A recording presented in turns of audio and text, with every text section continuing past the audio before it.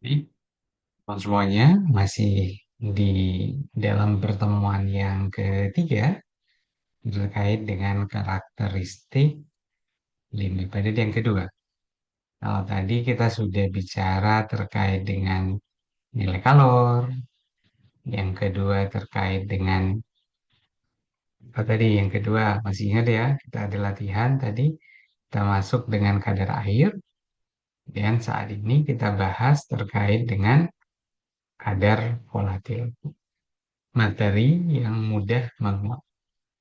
Dalam bahan bakar padat, misalnya batu bara, materi yang mudah menguap adalah hidrokarbon, hidrogen, karbon monoksida, dan gas-gas yang tidak mudah terbakar, seperti karbon dioksida dan nitrogen.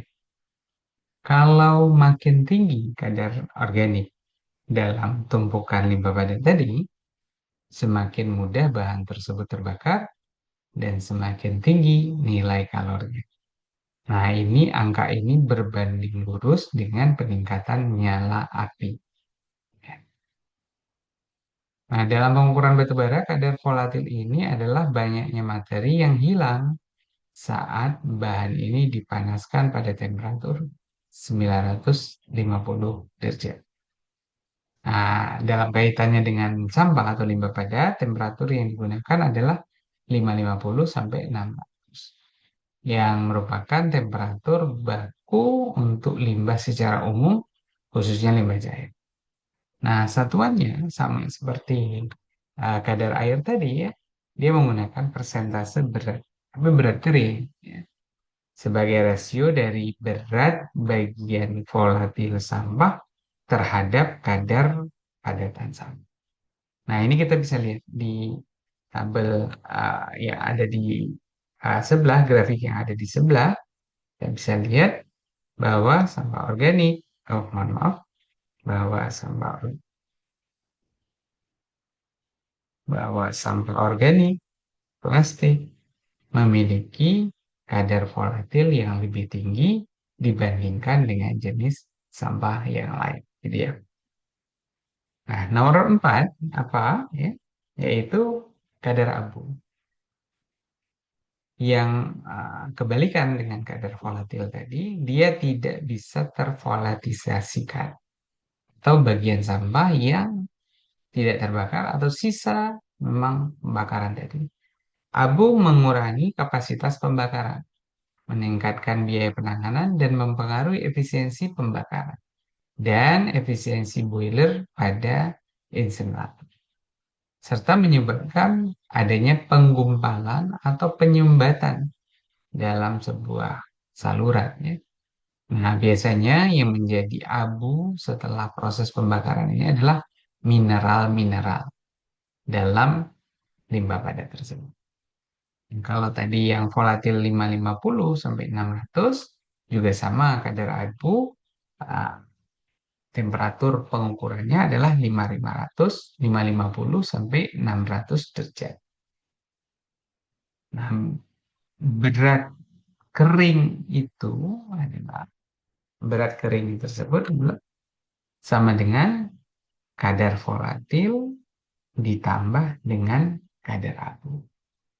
Atau dengan bahasa lain, kadar volatil plus kadar abu 550 itu adalah 100% berat kering. Ya. Ini kita bisa lihat contohnya seperti yang ditampilkan pada tabel 88 ini dalam buku Gleason tadi. Kita bisa lihat angka-angka ini untuk S contribution setiap harinya ya. D1, D2, D3, D4. Nah, ini data-data ini sama seperti tadi. Kalau kita kembali ya, ini adalah yang digunakan pada saat 8.7 untuk menjelaskan moisture contribution. Bukunya sama. Ya. Nah, ini kalau kita satukan, ya, moisturnya dari hari 1 sampai hari ke 5, gitu. Ini juga yang satunya tadi S contribution-nya dari hari ke 1 sampai hari ke 5. Berbagai macam jenis limbah padatnya diujikan kadar abu. Ya. Mudah-mudahan sudah jelas ya. Volatil, Kadar abu yang berikutnya adalah nilai kalor, ya, nilai kalor. Maka itu merupakan besaran untuk menggambarkan kalor yang dikandung dari sebuah bahan. Kalau dia tambah tinggi, nilai kalornya tambah tinggi, maka tambah mudah untuk terbakar. Tambah tinggi nilainya akan lebih lama terbakar. Kebalik ya, tambah rendah nilainya maka akan lebih lama untuk terbakar. Ada tiga cara untuk mendapatkan besaran nilai kalor, yaitu pertama diukur di laboratorium pakai bong kalorimeter. Kemudian yang kedua bisa kita hitung menggunakan hasil pengujian proximate. Atau yang ketiga menggunakan hasil pengujian ultimate. Nanti kita akan lihat mana yang dimaksud dengan ultimate, mana yang akan dimaksud dengan proximate. Nah, khusus untuk sampah, maka perhitungan dapat pula dilakukan melalui data tentang komposisi sampah dengan metode substitusi. Jadi kita lihat kayak apa cara perhitungannya.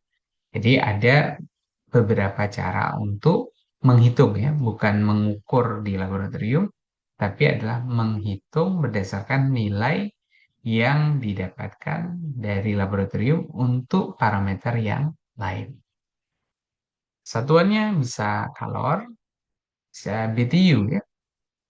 Nah, kemudian kita bisa lihat ini adalah angka-angka yang ditampilkan untuk berbagai macam jenis sampah tadi di 8.9.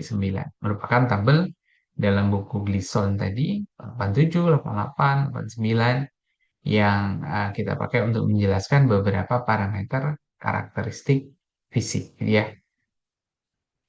Nah, apa saja yang combustible, ya, non-combustible, ini perlu kita pisahkan. Nah, kita bisa lihat yard waste termasuk combustible. Berarti selama dia bisa uh, hilang kadar airnya, maka dia akan semakin mudah untuk terbakar. Tapi bagaimana dengan ferrous, dengan aluminium, dengan gelas, dengan batu bata? Itu adalah non-combustible. Kalau dia pun masuk ke dalam sebuah tumpukan limbah padat, maka dia akan mengganggu performa dari pembakaran tersebut.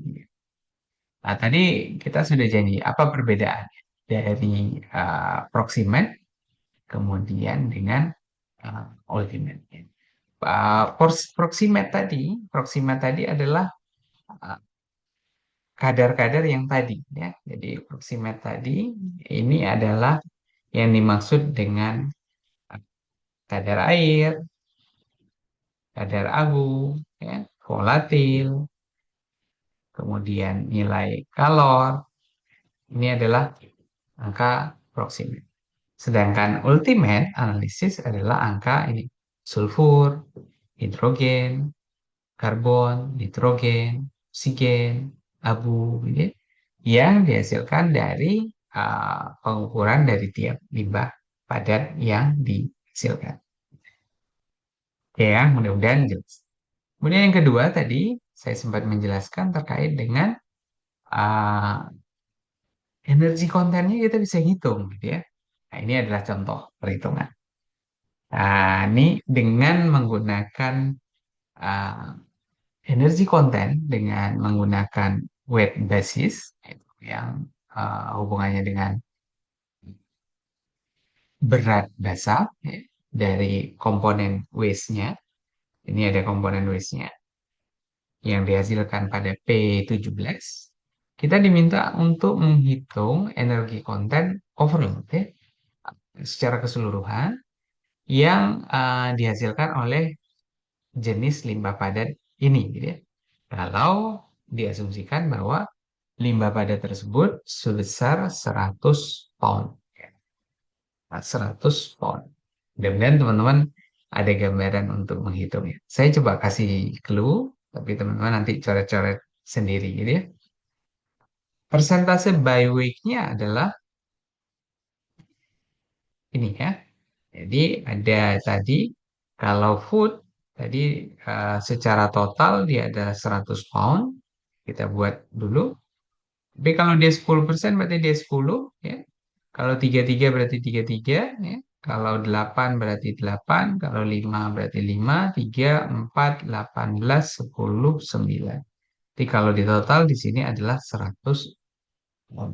Ya. Nah, energi yang dihasilkan ada BTU per pound. Berarti ada 2000 BTU per pound.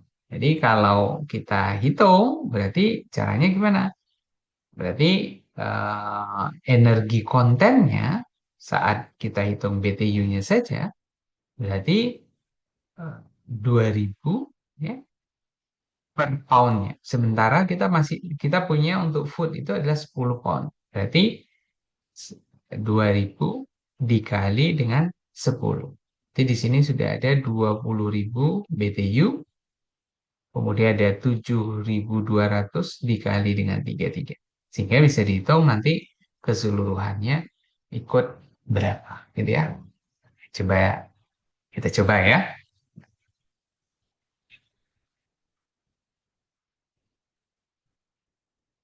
Oke, selanjutnya adalah kalau kita hubungkan seluruh skema eh, pengujian yang ada tadi, ada kadar air, ada volatil, ada abu, ada fixed karbon.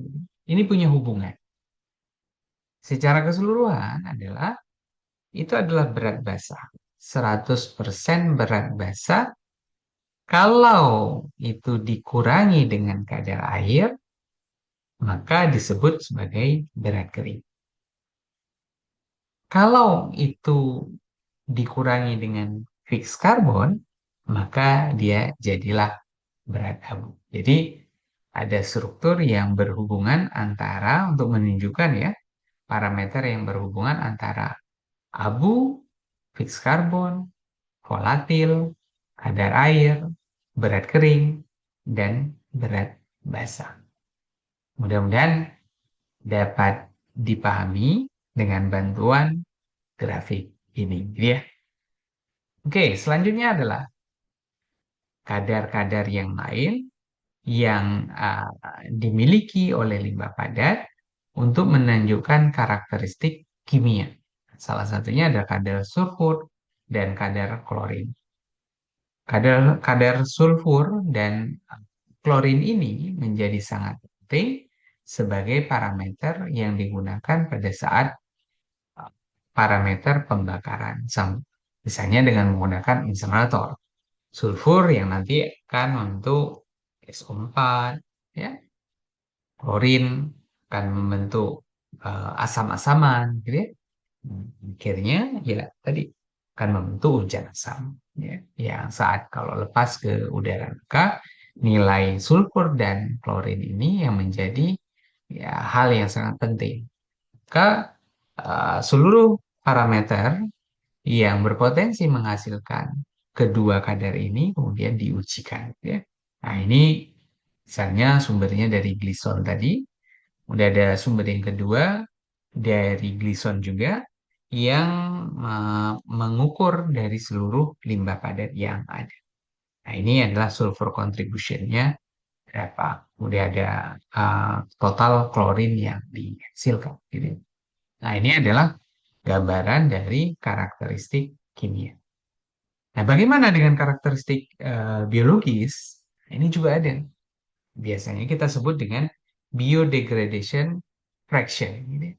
Jadi fraksi yang mudah terdegradasi secara biologis, ya, biologi. Nah, ini angka ini didapat dari hasil pengujian laboratorium. Tapi angka ini bisa tadi ya, kalau kita pakai 100 pound tadi, ya, itu kita bisa lihat dari komposisi limbah padat yang dihasilkan, kemudian each komponennya berapa nilainya, sehingga dengan mudah kita bisa ketahui berapa pound atau berat ya dari limbah padat yang ada yang mengandung biodegradable fraksinya. Sehingga dengan kita ketahui biodegradable fraksinya dengan mudah kita bisa menentukan metode pengolahan yang cocok untuk limbah padat tersebut. Misal, dengan metode biodegradable, oh sangat tinggi nih biodegradable-nya. Nah, berarti dia bisa menggunakan misalnya metode composting, digesting, ya, digestion, ya, itu sangat mungkin. Dengan menggunakan mikroorganisme untuk mengolah limbah padat tersebut sehingga menghasilkan produk yang jauh lebih ramah lingkungan. Ya. Oke, baik. Terima kasih atas perhatian dan waktunya, pemahamannya. Mudah-mudahan dapat dipahami dengan baik. Kalau tidak, silakan tulis di kolom komentar dan insya Allah kita akan bahas dengan baik.